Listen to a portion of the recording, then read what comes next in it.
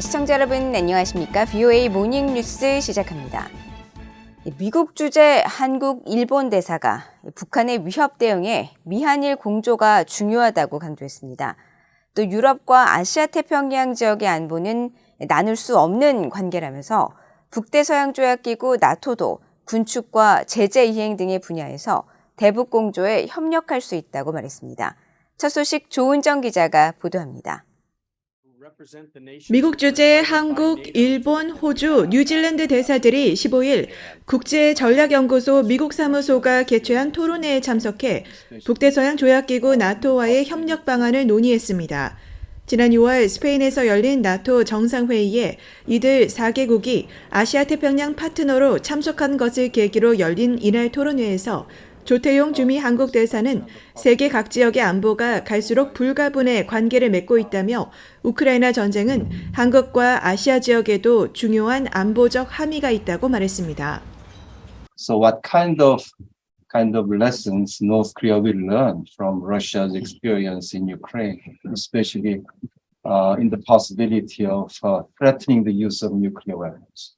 So if the international community doesn't cope with this very well, I think it will have a very negative implications on North Korea too, and that's a direct security challenge to my country.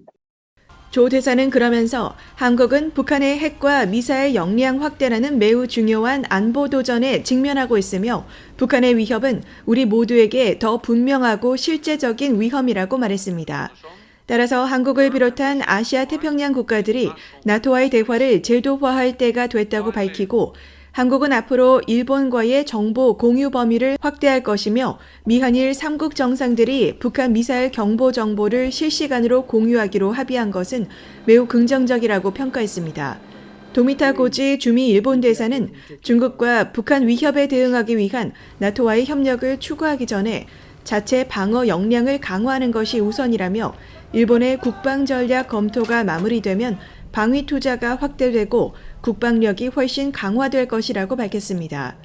이어 북한의 핵과 미사일 위협에 대응해 미국, 일본, 한국 간 삼각 공조와 결속이 가장 중요한 억지 수단이라면서 나토 국가들도 도움을 줄 수 있을 것으로 전망했습니다. First, they can be part of robust international pressures to dissuade DPRK from taking further provocative actions. For instance, strict enforcement of sanction regime is a key aspect of these efforts. And we welcome, for instance, the participation of British, French, and German navies in maritime policing operations in the region. And we look forward to continuing this sort of collaboration. 앞서 시노디노스 주미 호주 대사도 토론회에서 북한 선박과의 환적 등 불법 해상 활동 감시가 모두에게 중요한 우선순위라면서 지속되는 불법 해상 활동을 감시하고 차단하는 것이 중요하다고 강조했습니다. 또 호주는 한국, 일본과 강력한 관계를 맺고 있기 때문에 한반도 문제는 중요한 우선순위라면서 북한의 최근 활동은 우리 모두에게 심각한 불안정을 초래하기 때문에 이를 차단하는 방안을 찾고 있다고 밝혔습니다. VOA 뉴스 조은정입니다. 북한의 불법적인 사이버 활동에 대응하기 위한 미국과 한국 정부의 실무회의가 16일 서울에서 열려 북한의 악성 사이버 활동에 대한 상황과 대응 방안을 공유했습니다.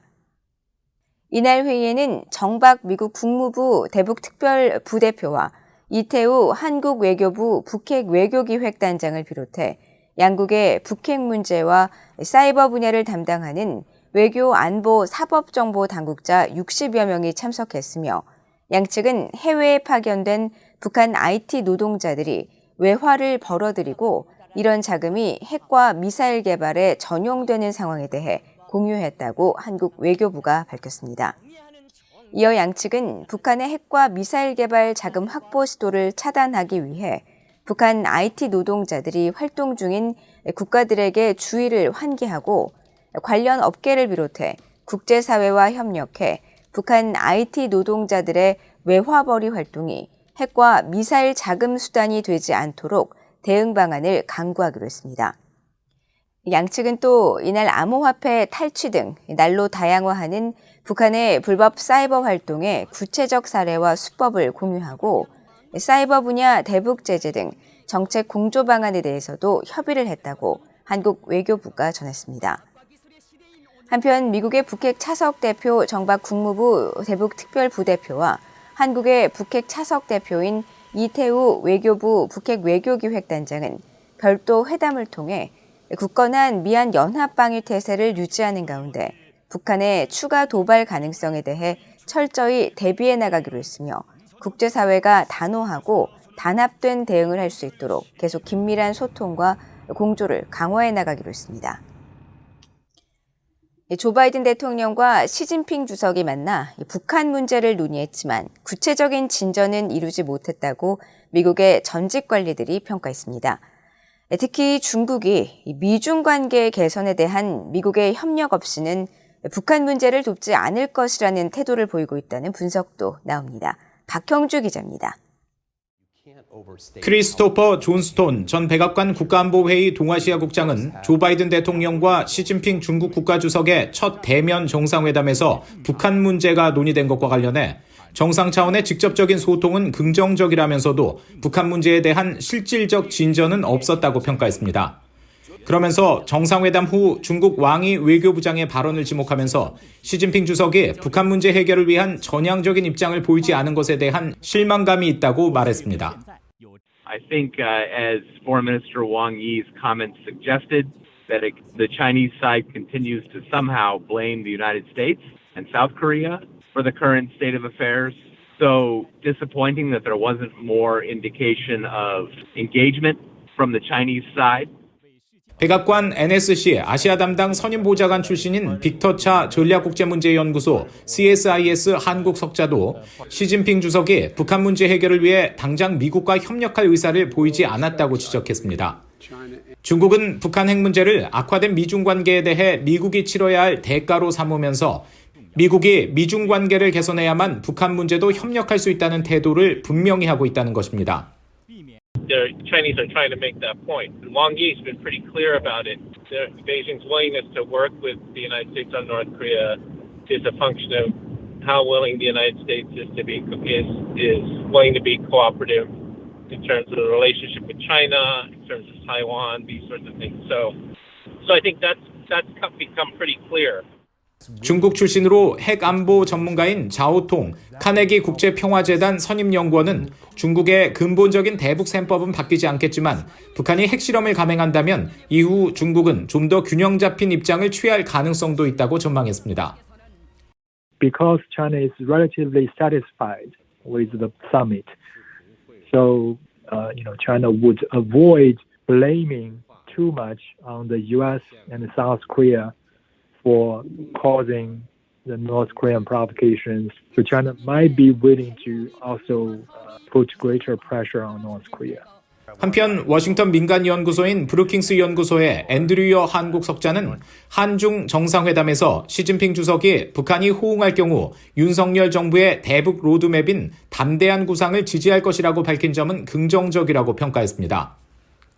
China would like that strategy because that's in some ways what China had been saying. I mean, of course, the U.S. has to play a role in reduce sanctions, but they've always felt that, there needs to be a larger economic plan and you need to get North Korea back to negotiations to have discussions. 앤드류어 석자는 그러면서 미중 정상이 우크라이나의 핵무기 사용을 반대한다고 명시한 점은 북한 문제에도 함의가 있다면서 윤석열 대통령이 안보리 이사국을 거론하며 중국의 건설적인 역할을 당부한 것은 북한의 7차 핵실험을 막는데 중국의 추가 역할을 촉구한 것이라고 해석했습니다. VOA 뉴스 박형주입니다. 북한이 사이버 공간에서 스파이 활동을 증대하고 있다고 미국 연방수사국 FBI 국장이 밝혔습니다. 특히 북한은 정권에 필요한 자금 조달을 위해 금융기관과 암호화폐 거래소 등을 겨냥하고 있다고 지적했습니다. 이조은 기자가 보도합니다.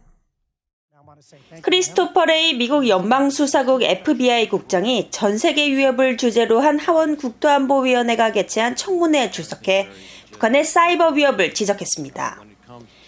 레이 국장은 북한의 사이버 위협 확대를 지적하면서 특히 스파이 활동이 많아지고 있다며 우려를 나타냈습니다.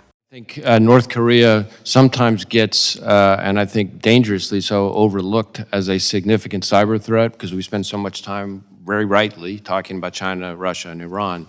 But North Korea has a growing espionage in addition to theft and attack capability, in some ways sort of similar to Iran in recent years in particular, and especially targeting, as you say, financial institutions, cryptocurrency exchanges, and so forth, because they need it to fund their regime because of the effectiveness of the sanctions that are otherwise exist.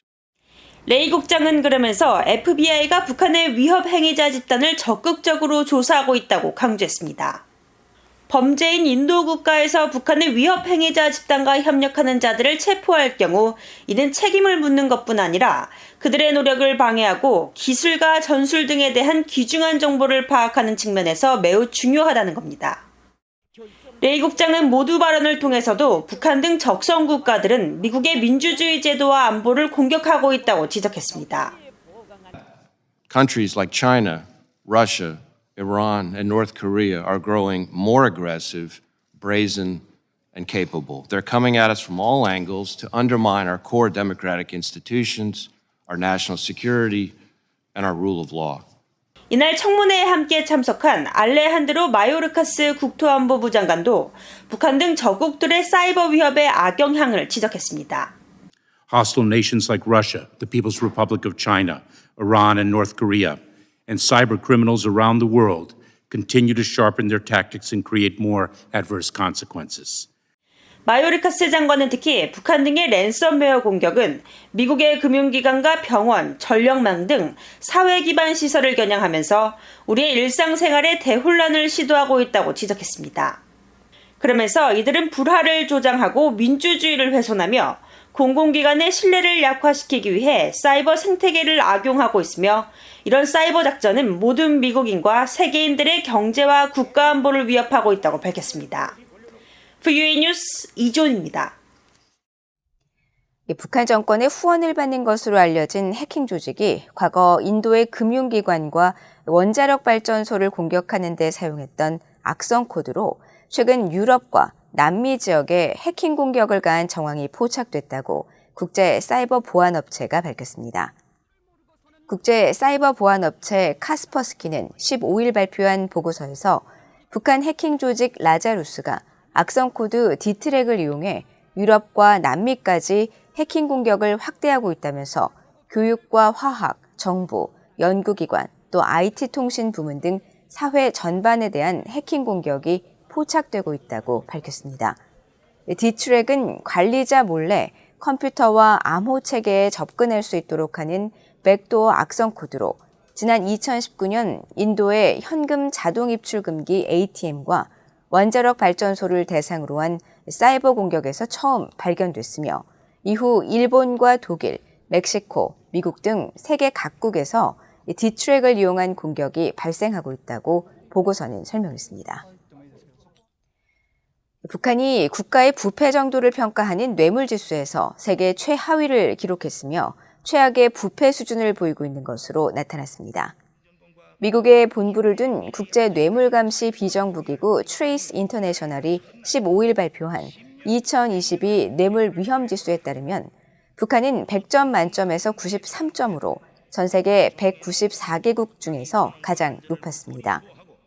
뇌물지수는 정부와의 상호작용과 뇌물수수 방지 및 법 집행 단속, 정부 및 민간 업무 투명성, 또 민간 감독 능력 등 4가지 항목을 평가해 점수가 높을수록 부패가 심각함을 의미하며 93점을 기록한 북한은 88점으로 2위에 오른 투르크메니스탄, 시리아, 적도기니와 비교해도 부패가 심한 것으로 조사됐습니다.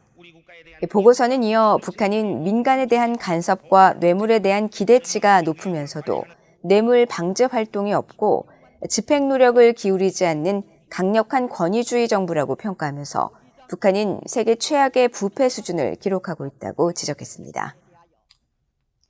이상으로 VOA 모닝뉴스를 모두 마칩니다. 시청해주신 여러분 고맙습니다.